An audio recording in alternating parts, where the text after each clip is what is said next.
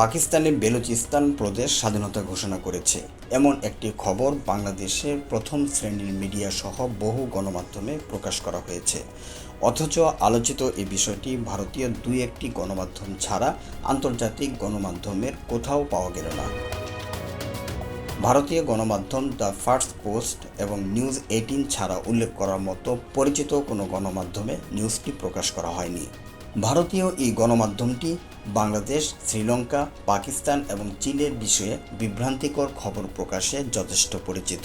এখন প্রশ্ন আসতেই পারে, এমন গণমাধ্যমে বরাত দিয়ে কি দেশ ভাগ হওয়ার মতো এত গুরুত্বপূর্ণ নিউজ প্রকাশ করা যায়? আর বাংলাদেশের এসব গণমাধ্যমে সম্পাদকরা বিষয়টি যে বুঝেন না তাও নয়। পাকিস্তান বিষয়ে ভারতীয় গণমাধ্যমের প্রচারিত প্রায় খবরই বিভ্রান্তিকর হয়ে থাকে। বিষয়টি উপলব্ধি করেই ঢাকার অনেক সংবাদ মাধ্যম খবর প্রকাশ করে থাকে। এবার বিষয়টিও তার ব্যতিক্রম নয়, তবে এবারের বিষয়টির সাথে আন্তর্জাতিক রাজনীতিও জড়িত। স্মরণকালের ভয়াবহ ইরান যুক্তরাষ্ট্র ইসরায়েল যুদ্ধ বন্ধের উদ্যোগে পাকিস্তানের ভূমিকা বিশ্বব্যাপী প্রশংসিত হয়েছে। পাকিস্তানের প্রধানমন্ত্রী ও সেনা প্রধানের নাম বিশ্ব গণমাধ্যমে বারবার উচ্চারিত হচ্ছে। বিষয়টি ভালোভাবে নিতে পারেনি ভারত। এই বিষয়টি নিয়ে পাকিস্তানকে খাটো করার চেষ্টা ভারতীয় গণমাধ্যমে স্পষ্ট দেখা যায়। বেলুচিস্তান ইস্যুটিকে সামনে নিয়ে আসতে পারলে পাকিস্তানকে ব্যর্থ রাষ্ট্র হিসেবে প্রমাণ করা সহজ হয়। প্রশ্ন উঠতে পারে, যে প্রশাসন নিজের দেশে শান্তি প্রতিষ্ঠায় ব্যর্থ হয়েছে, তারা কিভাবে অন্য দেশে শান্তি প্রতিষ্ঠার জন্য ছুটছে?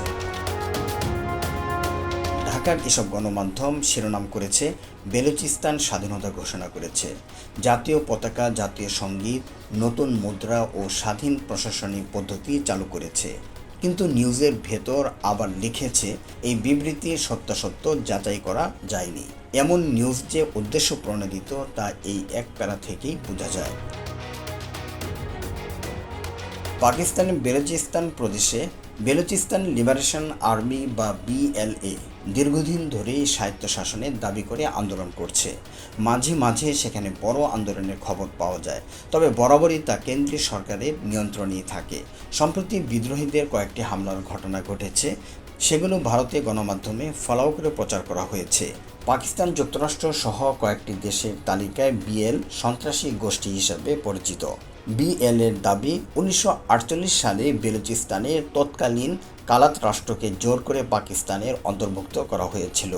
বেলুচ জাতীয়তাবাদীর একটি অংশ ওই ঘটনাকে দখল হিসেবে দেখে।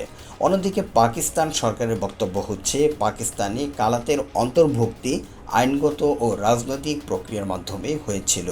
পাকিস্তানের প্রভাবশালী সংবাদ মাধ্যম ডনের বিশ্লেষণ অনুযায়ী, পাকিস্তান প্রতিষ্ঠার পর থেকে বেলুচিস্তানে কেন্দ্রীয় সরকারের বিরুদ্ধে অসন্তোষ ছিল। 1948 সালের পর বিভিন্ন সময়ে অন্তত 5 দফা বড় ধরনের বিদ্রোহ ও সশস্ত্র সংঘাত হয়েছে।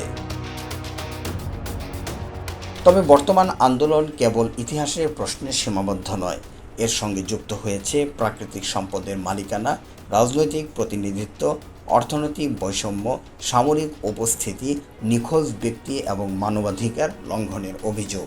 বেলুচিস্তানে বিপুল পরিমাণ প্রাকৃতিক গ্যাস, কয়লা, তামা ও সোনার মজুদ রয়েছে। আরব সাগরের তীরে অবস্থিত গভীর সমুদ্রবন্দর গরদও এই প্রদেশে।